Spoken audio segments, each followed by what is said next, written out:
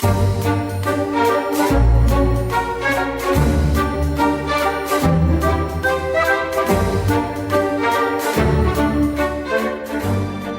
and welcome to the Rest is History World Cup special. We're going through all the various countries that are competing in this year's World Cup. And a couple of days ago, I very much focused on Dido, the legendary founder of the city of Carthage. And Dominic, today you have someone with the name Gannibal, which is, I gather, the way the Russians pronounce Hannibal, the great military hero, conqueror of the Carthaginians. But this person is, he's not a Carthaginian, is he? He is from today's country, which is Cameroon. He is from Cameroon. So I don't know how au fait you are. Or is he? Well, we should come to this. How au fait are you with Cameroonian history generally, Tom, would you say? Probably not as au fait as I could be. Well, I think it's fair to say that a lot of Cameroonian history is terra incognita for many British and indeed English-speaking listeners. So, I mean, Cameroon historically was never obviously a single nation state. It was a place of competing kingdoms and chieftains. Do you know where the name Cameroon comes from? I didn't know this actually until I looked it up. No. It comes from our friends, the Portuguese. Yes, probably most. Yes, that would make sense. So there's I think the only thing I know about Cameroon is Roger Miller. Right, 1990. Yeah. 1990. We got to quarterfinals, I think, in the World Cup. They did get to the quarterfinals and lost to Gary Lineker's England. I don't really know anything else beyond that. So I'm looking forward to being educated. There's a river called the Wouri, and the Portuguese, when they sailed up that in the 16th century, it was full of shrimps, and they called it the Rio dos Camarões. Okay. And that became Cameroon. So it could have been Langostino or something if the Spanish had got there. Yes, very good, Tom. Very good. Well, anyway, what's now Cameroon was colonized by the Germans, and then it was divided up between Britain and France at the end of the First World War, and then obviously became independent. But although this is a podcast about the history of Cameroon and about one of Cameroon's most famous sons, we're not going to start in Cameroon, Tom. We're going to start somewhere completely unexpected and completely different. So we're going to start on a place called the Black River in St. Petersburg, then the capital of Russia. We're going to start in February 1837. So there are two men on the bank of this river, and one of them is a French officer and sort of man about town and Lothario called Georges Charles Dantes, very sort of Three Musketeers-ish character. And the other is Russia's most beloved poet, Alexander Pushkin. So the man who is seen by many people as the most beautiful of all Russian writers, the man who kind of invented the Russian literary language, an icon of Russia. And they are fighting a duel. They've been leading up to this for weeks. There's been a lot of hostility between them, sort of romantic hostility and so on, to do with jealousy and so on, which I won't go into. So it's a duel to the death. Dantes fires first, and he hits Pushkin in the stomach, and Pushkin falls, and he manages to rise and shoot back at Dantes, but he only lightly wounds him, and then he falls back, and Pushkin is mortally wounded, and he dies. So this is the end of Russia's greatest poet. Now, there's great mourning for Pushkin, and later that year, a magazine or newspaper that he founded, a journal that he founded called Sovremennik, publishes one of Pushkin's unfinished works. And this is a novel, not a poem, and it's called The Moor of Peter the Great. And Pushkin had worked on it 10 years or so before. And it's the story of this hero, Ibrahim the Moor, who comes from somewhere in Africa, we don't really know where, and he comes to St. Petersburg and to Paris. He spends time in Paris. He has a love affair with a French countess. He eventually ends up back in St. Petersburg. There's a ball at the Winter Palace. There are dinners of noblemen. It's very kind of War and Peace. Pushkin didn't finish it, and it's published. But it means an awful lot to Pushkin, because actually this is a portrait of his great-grandfather, the Moor of St. Petersburg. And this is what's going to link it back to Cameroon, because Pushkin's great-grandfather was an African who had come to St. Petersburg at the beginning of the 18th century. And this mattered enormously to Pushkin. He wasn't embarrassed by it at all. He would often draw self-portraits of himself with exaggerated kind of what he saw as African features. He had an inkwell on his desk in the shape of an African page boy. In his most famous poem, Evgeny Onegin, there is a line where the narrator imagines himself under the sky of my Africa, sighing for gloomy Russia. So to Pushkin himself, his African ancestry was it was a claim to a kind of romanticism. You know, it gave him an exoticism that nobody else in Russia had. And the man from whom Pushkin traced his ancestry was a man called Abram Petrovich Gannibal. So Hannibal. Yeah. Hannibal, exactly. But Dominic, presumably, yes, not originally his name. Not originally his name. We shall come to how he got his name. Now, Avram, but basically Ibrahim. Yep, Abraham. So that's the link with the more in the story. Now, Pushkin, what did he think about this great-grandfather? He did not think he came from Cameroon. He actually thought that he came from Abyssinia, from Ethiopia. And lots of Russians believed this at the time. There had been this character called Gannibal who had come from Abyssinia. And this seems almost certainly wrong. So if Ethiopia is a Christian country. Yes. So is that a part of, but Ibrahim is obviously the Muslim name. Of course. So why do they think he might come from Ethiopia? Because if you're Russian and your Orthodox Christianity means a lot to you, but also if you're aspiring to join the nobility and to make your way up in society, it's important to you to have an ancestor who has come from the preeminent Christian kingdom, this mysterious, exotic Christian land called Abyssinia. That's why. Exactly, the land of Prester John. Now, many years later, we'll get into Gannibal's story in a second.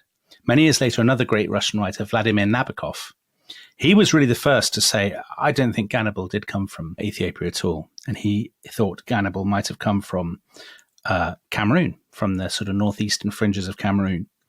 A Beninese historian called Dieudonné Grimankou studied the pattern of the slave trade. Now, you'll see in a second why that's important. And he also said, I think Cameroon is the most likely place. And finally, there was a British writer about 15 years ago called Hugh Barnes, who also studied Gannibal. They found that Pushkin's great-grandfather had applied at one point for a coat of arms from the Tsarina. And that Gannibal had asked for a particular mysterious word, Tom, to be put on the coat of arms. And that word was F-U-M-M-O. And in the local Kotoko language of that part of Cameroon, that word means homeland. So Goodness. Well, Dominic, just before you move on to that, could I just ask, does Cameroon today claim him? He's not as big a figure in Cameroon, I think, as he is in Russia. Interestingly. But yes, Cameroon does claim him. Actually, funny enough, Ethiopia and Eritrea sort of squabbled over who Gannibal belonged to. And the truth is, he didn't belong to either. He belonged to Cameroon. So there's a little bit of a sort of African tug of war, but I think it matters more to Russians than it does to anybody else. So let's start by looking at Gannibal, what we know of Gannibal's life. So he's born Ibrahim, probably, and he grows up south of Lake Chad in equatorial Africa in what's now Cameroon. And what seems likely is that he was the son of a chief. I mean, that might have been self-publicity. It might have been, making a romantic story for himself. A chief with more than a dozen children. And in about 1703, when young Ibrahim was 6, probably, he was kidnapped by slavers. Because there's a lot of slaving going on from the Arab world, isn't there? Oh, so the slaving is not just European. The slave trade from Central Africa and East Africa up to the Mediterranean or into the Red Sea and the Indian Ocean is colossal in the early 18th century and the late 17th century. So, I mean, in total, over the centuries, there are millions of people being enslaved and shipped across the sea. And he is one of them. And roughly 1703, 1704, let's call him Avram, he ends up in Constantinople. So he's sold into slavery and he ends up at the court of the Ottoman Emperor, Sultan Ahmed III. And he's there, we think, for about a year. Okay, So another question, Dominic. Another question. Yes. So if there are millions and millions of slaves going from Africa up to the Middle East, to end up not just in Constantinople, but in the Sultan's palace, I mean, you have to, what is it about him that gets him there? Because, I mean, that's a very kind of high-end destination, isn't it? He's a page boy, but I think there would have been many such slaves, Tom. I don't think he's an unusual figure. So just luck, basically? I think it's pure luck. Right. And it's good luck for him, as it will turn out, because his prominence there means that he catches the eye of visiting ambassadors and diplomats and so on. And one of these people is a man called Count Sava Lukic Vladislavich Raguzinski. And this man, great name, crazy guy, he was a fur merchant and adventurer who had been hanging around with Peter the Great a couple of years earlier. And is he a massive lad like Peter the Great was? I think of course, he is. Peter the Great, huge party animal. Last appeared in the rest is history, smashing up John Evelyn's house in Deptford, didn't he? Yes, he did. That's right. And going on wheelbarrow races around his garden. Exactly. Peter the Great is now the Tsar of Russia. And he said Peter the Great collects curiosities. Like a lot of European monarchs at the turn of the 18th century, he has a cabinet of curiosities. Well, so, I've seen it. Have you? Yeah, it's in St. Petersburg. Not with the living specimens in it. No, not with the living specimens, but no, it's in St. Petersburg, opposite the Hermitage. Right. And it's very, very. Is it good? Yeah, but creepy. Creepy, I was going to say. Is it very, creepy? Very creepy. He apparently had. We know that Peter the Great was a great fan of dwarves and throwing dwarves around at banquets and things. It's a kind of two-headed dwarves preserved in formaldehyde. I mean, there's a lot of that. He supposedly had a baby with 2 heads and a lamb with 8 legs. Exactly. They are still there, as I remember. So what Peter the Great says to Count Sava, his pal, is, who he has appointed ambassador to the sublime port in Constantinople, exactly, to the Sultan. Peter the Great says, I would like a black child to be part of my cabinet of curiosities. Procure me a black boy. And this guy, he procures our friend, the future Gannibal, who is only 7. He basically we don't know whether he buys him, whether he does a deal with the Sultan. This is a mystery. So much of this story, Tom, is a bit of a mystery. But he's brought back through the auspices of the Russian diplomatic service to St. Petersburg. Interestingly, one of the people whose path he crosses, who is sort of one of the orchestrators of this mission, is a man called Pyotr Andreevich Tolstoy, the great-grandfather of Tolstoy. So there's not just Pushkin, there is Tolstoy in this story. Is there a Dostoevsky who pops up? There's no Dostoevsky. Okay. There's no Dostoevsky. I'm sorry to disappoint you. So Gannibal, and we'll call him Gannibal, he arrives in St. Petersburg and he's presented to Peter the Great as a gift. Peter the Great takes a great shine to him. A year later, he has him baptized in Vilnius, which is then part of the Russian Empire. And Peter the Great himself serves as the boy's godfather, interestingly. So what is Peter the Great up to here? Well, I think what he's trying to do is he sees himself as a great collector, as a man who has all sorts of curiosities. And Gannibal is one of the curiosities, but he also wants to go further. Peter the Great, Tom, is a great modernizer, as we know. Yes, a figure of the Enlightenment, isn't it? Figure of the Enlightenment. Yeah. And it's very important to him that he has what he sees as this sort of exotic, strange, non-Christian boy, and he is going to, in inverted commas, civilize and modernize him. So he has Gannibal little boy taught mathematics and engineering.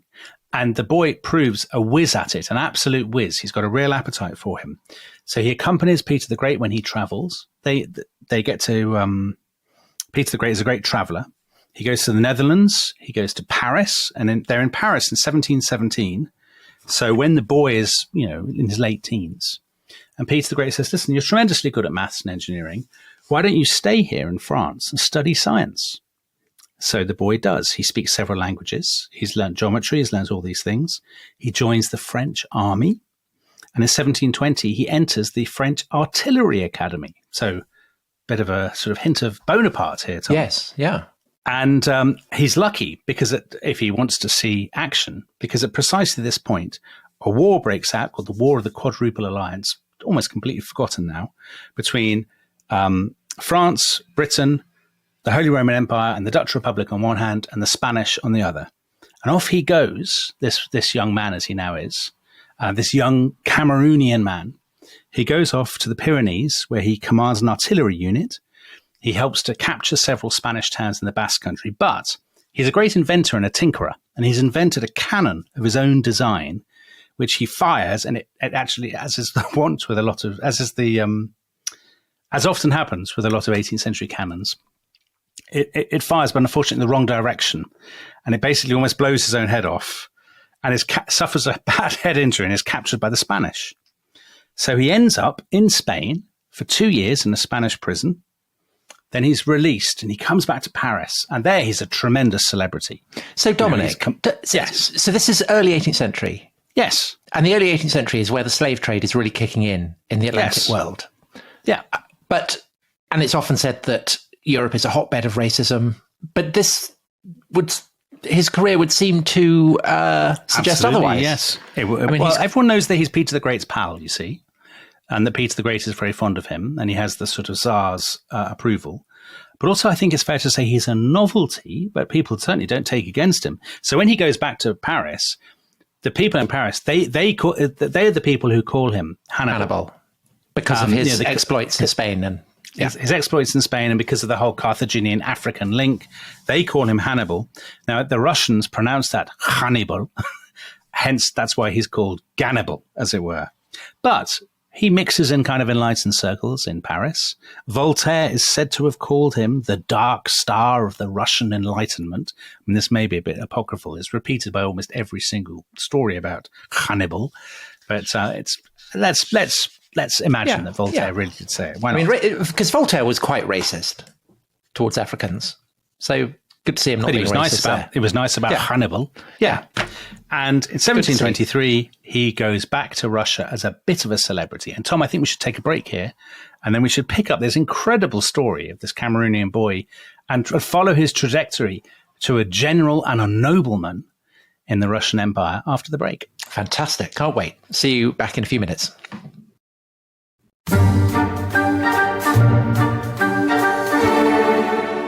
Hello, welcome back to The Rest is History, and courtesy of Dominic, we are midway through the remarkable story of the man I think it would be no exaggeration to say is probably the most famous person to have come from Cameroon in the 18th century. If there are specialists in Cameroonian history who could put us right on that, let us know. But I suspect he probably is. Certainly the most famous Cameroonian to have become a general in Russia in the 18th century. So Dominic, I think that's unquestionably true. Yeah. So he's this young Cameroonian boy who a slave in Constantinople, been given as a page boy to Peter the Great. He's become an artillery expert in artillery, studied in Paris. He's now come back to Russia, and you're going to take up the story. He's come back to Russia as a great star. Peter the Great is very impressed with him. You know, he's absolutely vindicated all Peter's sort of faith in him and whatnot. So he comes back. He's going to be a military engineer, and Peter appoints him tutor of mathematics to the Imperial Guard, which is, you know, an amazing high post, thing, really. Yeah. But bad news for Mr. Gannibal, because in 1725, Peter the Great dies, and his widow, Catherine, becomes Tsarina, Catherine I. But the big strong man is a guy called Prince Menshikov. And Prince Menshikov, it does not approve of Gannibal at all. He thinks he's vulgar, he's from the below, he's an ex-slave, and he's a foreigner, and he's just a bad sort, you know, all things considered. Tom, you look to be as though you're gearing up to say something, are you? No. I was just thinking, what a rotter. Yeah, good. Well, he is a rotter. Menshikov's an absolute rotter in this regard. Yeah. So in 1727, so 2 years after taking Menshikov as sort of come in as the strongman, poor old Abram Petrovich Gannibal ends up in a sort of semi-exile kind of remote posting to Siberia, and not just Siberia, but a place called Selenginsk, which is basically right next to the Chinese border. It's about as far a long way from Cameroon, isn't it? I mean, it's really a hell of a way from Cameroon, Tom. There's no disguising it. He's a well-traveled man. Let's put it that way. Yeah. And there, they basically get him to direct the construction of a big fortress to fend off any possible attacks from the Chinese. So Gannibal is there for 2 years, and after 2 years, good news: Prince Menshikov dies. Hooray. That's great news for Gannibal. Yeah. Because the Tsarina says, you're no longer kind of in exile. You can hang around in Siberia. It would be nice if you hung around in Siberia for a couple more years, doing more building work, but I'll give you a title. We'll call you a master engineer now. So he does that. And then he comes back to the West. Now, it swings and roundabouts with Gannibal's life, really, Tom. In 1731, he marries. And he marries a Greek woman called Yevdokia Diopi. Now, that might sound, it's great that he's got married. It's nice for him. But unfortunately, his wife absolutely detests him. So why did they marry? Well, supposedly, it's hard to find the truth of this. I mean, as I said in the first half, a lot of it is very mysterious. It's hard to work out whether they were ordered to by the court because it was important that they get married, or he wanted to, but she didn't, and the court kind of backed him and forced her to marry him. Basically, quite early on, within a matter of kind of months, Gannibal thinks that this Greek lady is betraying him. And his suspicions are confirmed, Tom, when she has a child who turns out to be completely white, which Gannibal sees as, yes, this is not the thing at all. And he has her arrested, and she's sent to prison for 11 years for adultery. Harsh, but robust. Yes, I suppose that's a fair verdict. Now, in the meantime, he meets somebody else. He meets a kind of Baltic noblewoman called Christina Regina Sjöberg, who's got a kind of Scandinavian background. And he falls completely in love with her. And he marries her in 1736. Now, there's a kind of bigamous relationship. Yes, there's a slight drawback here, which is that he's not divorced from Yevdokia, who's in prison. So the authorities make him pay a heavy fine as a punishment. Right. But he's quite perfectly happy to pay that because this is a splendid union. They have 10 children. Oh. And when his previous wife is released from prison, she's forced into a nunnery. So I think there's a moral there for anyone thinking of cheating on a Russian general. So of these 10 children, 2 of them are worth noting. So one of them, the oldest one, is called Ivan, and he becomes a naval officer. And would you believe, Tom, he is instrumental in founding the city of Kherson in southern Ukraine. Goodness. Very much in the news yes, at the moment because of the battle for Kherson between Ukraine and Russia. And he becomes a general-in-chief, Ivan, as his father goes on to do. And the other child worth noting is called Osip, and he has a daughter called Nadezhda, and she is the mother of Pushkin. So there's your link to Alexander Pushkin, the poet. Do you know some other famous descendants that he had? Is this your fact that you warned me at the beginning of the podcast Yes. you were going to bring out and you were very pleased with yourself about? Yes. I can't wait for it, Tom, because I don't know what it is. Can I tell it to you? Okay. Yes. So it's the children of the presenter of another history podcast who's been he's been a guest on our show. Wonderful man. Is it Dan Snow? Yeah. Yeah. Who you called deranged because of his that was his just views on bands. Stonehenge. That was just bands. Knockabout. No, so Dan's wife, Edwina, is the daughter of the Duke of Westminster, whose wife is descended from Gannibal. So Dan's children are descended from Gannibal. From Gannibal. Yeah. So how is it that Dan Snow hasn't done it? We've beaten him to it. Well, I don't know. Maybe he has. Maybe he has. But I read this yesterday when I was Did you talking contact him Gannibal. about it? Well, I just wanted to check that it wasn't a kind of internet, Yeah. And he said no. He's terribly proud of it. They're incredibly proud of it. Rightly so. I mean, Gannibal, as you absolutely said, by far the most famous Cameroonian to become a Russian 18th century general. Well, he's a very kind of interesting man, isn't he? And I hope Dan.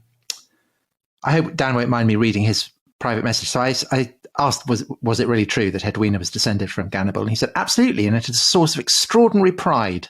Romanov, Pushkin, African, princely descent, big time.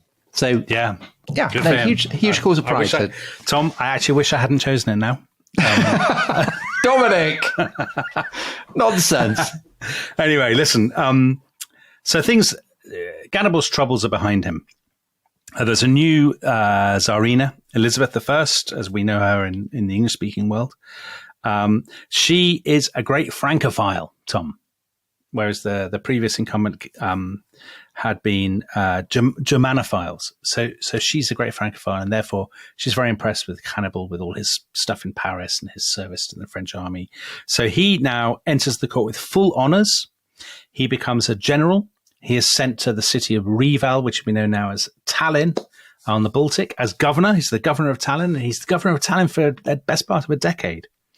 And it's at this point that in 1742, he sends Elizabeth a letter basically petitioning, can he join the nobility and have a coat of arms? And he's designed his own crest. He wants a crest with an elephant on it. And with the Cameroonian. So the elephant presumably is an allusion to Hannibal. Africa and Hannibal, exactly. Yeah. Exactly. And this mysterious word, yeah. F-U-M-M-O. Now, there are two possible explanations for this word. So one of them is that it does mean, as I said in the first half, homeland in the Kotoko language from Cameroon. The other, rather disappointingly, is that it actually stands for a Latin expression, fortuna vitam meam mutavit omnino, which means, Tom, fortune has changed my life entirely, which would be a great motto for him. And so what's the consensus on that?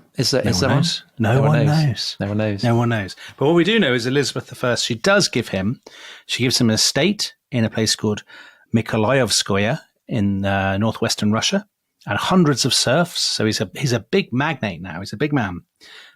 He's made the chief military engineer of the entire Russian army in 1756. Then he's raised to the rank of general in 1759. And, you know, he's an aging man now. And eventually, 1762, Elizabeth dies. And a friend of yours, Tom, Catherine the Great, comes in as empress. And Gannibal knows now that he's kind of past it, and he's a symbol of the old regime. So the last thing he does is he organizes as the engineer, he organizes a massive fireworks display for the new Tsarina outside the Winter Palace in St. Petersburg. And then he retires to his estate in Mykolaievskoye, where he dies in 1781 at the age, I think, probably of 85. And he has outlived 8 Tsars and Tsarinas. Astonishing story. And he's an awfully long way from Cameroon. But actually the story doesn't really end there, because his legacy obviously lives on. It lives on in Pushkin, and Pushkin's ideal that he has been descended from, this sort of vision that he has that he's been descended from an Abyssinian prince. Well, because it inherently makes him more interesting and poetic. Of course, it makes him more interesting. Yeah. And actually, as the 19th century goes on, you were talking about racism in the 18th century, but as the 19th century goes on, I think it becomes more and more important to Russians that he is not a sort of black sub-Saharan African, but in fact a Christian Ethiopian. Right, yeah. So, for example, a friend of Pushkin's says in the 1830s about Gannibal, there was nothing of the Negro in him. He was Abyssinian. He had regular features, a cruel but intelligent expression. I mean, that's just completely made up. There's no reason for him to know that. They start to call him the Moor, and the sort of deliberate sort of Shakespearean, kind of Othello. Yeah, absolutely deliberate sort of Shakespearean overtones. And there's a portrait of a sort of nobleman with dark skin that Pushkin had in his apartment that scholars thought, well, this must be Gannibal. And actually, the British writer Hugh Barnes tracked this portrait down. It was hidden in the Pushkin Museum. It was in an attic. And he asked them to clean it. And when they cleaned it, it turned out that actually there was a portrait of a white man. So it wasn't Gannibal at all. But in the Soviet Union, Gannibal even played a part. So the Soviet Union, obviously, in the Cold War, was very keen to present itself as anti-racist compared with the racist Americans. Ally. Exactly. Yeah. And as part of that, in 1976, they made a film called How Tsar Peter the Great Married Off His Moor. And a man called Vladimir Vysotsky played Gannibal, and he played him as it's a comedy. But what slightly makes it unfunny now, I think, for modern viewers, is that he's completely blacked up as Gannibal, so it's quite hard to watch. You haven't watched The Great, have you? Which is the, I think, brilliantly funny, dark, kind of faintly surreal narrative of how Catherine becomes Tsarina. And I'm amazed that Gannibal wasn't included in that, because he would have been a brilliant character. I don't know why they didn't put him in. Well, I'll tell you who'd be very disappointed. Black American writers of the early 20th century, because this is the point at which to end. So you've got this Cameroonian bloke. We actually know so little about him. We know just the outline that I've given is probably as much as we know, to be honest. We know that he was a slave. We know that he came to St. Petersburg. We know he had this tremendous military career, and then an engineer, blah, blah, blah, blah. But everything else is a bit of a mystery. But in the 20th century, he became an icon for some very unlikely people. He became an icon for the writers of the Harlem Renaissance in America. Did he? So was that... did they know about him through Pushkin, or through Pushkin? You see, they love the idea that Pushkin, the great Russian writer, was at heart an African. So Langston Hughes says of Pushkin in the 1920s, he was the first black writer to scale the mountain standing in the way of true Negro art in America. Paul Robeson talks a lot about Pushkin, and indeed, even today. There are critics who say that book, The Moor of Peter the Great, Pushkin's book about his great-grandfather, is, as one American critic puts it, the first work of fiction in modern times by a black writer with a black hero. And the black writer, she thinks, is Pushkin, and the black hero is Abram Petrovich Gannibal, who, as you very rightly said, Tom, probably the most famous Cameroonian to have become a Russian general. Well, thank you very much, Dominic. That was absolutely wonderful. What an extraordinary story. And I have to say, I am loving doing these because, we couldn't have done a whole episode on him, a kind of traditional episode, but just beautiful bite-sized subject. So thanks very much. Yeah, love that story. And we'll be back. We're back tomorrow with a couple more episodes. So see you then. Bye-bye. Bye-bye.